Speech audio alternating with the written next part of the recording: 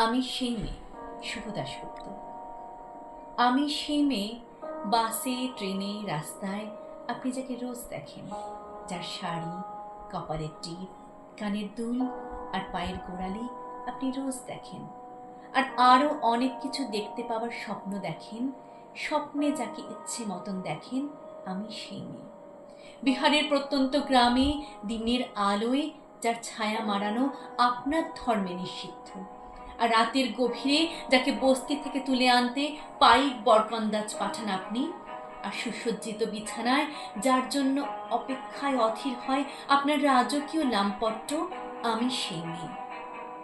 আমি সেই মেয়ে, আসামের চা বাগানে ঝুপড়ি কামির বস্তি থেকে যাকে আপনি নিয়ে যেতে চান সাহেবী বাংলোয় মধ্যরাতে, ফায়ার প্লেসের ঝলসে ওঠা আলোয় মোদির চোখে দেখতে চান যার অনাবৃত শরীর, আমি সেই মেয়ে।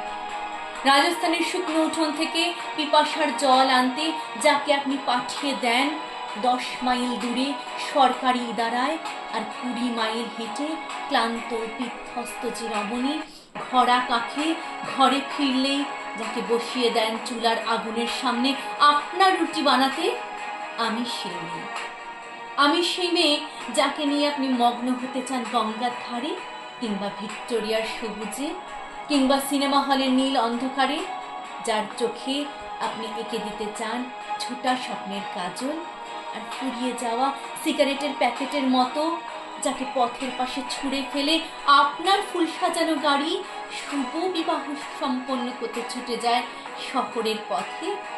কোণে দেখা আলোর গধূলিতে একা দাঁড়িয়ে থাকা, আমি সেই মেয়ে।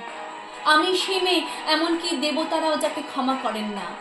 অহংকার আর শক্তির দম্ভে যার গর্ভে রেখে যেতে চান কুমারীর অপমান, আর চোখের জলে কুন্তি হয়ে নদীর জলে বিসর্জন দিতে হয় কর্ণকে আত্মচোখে, আমি সেই মেয়ে।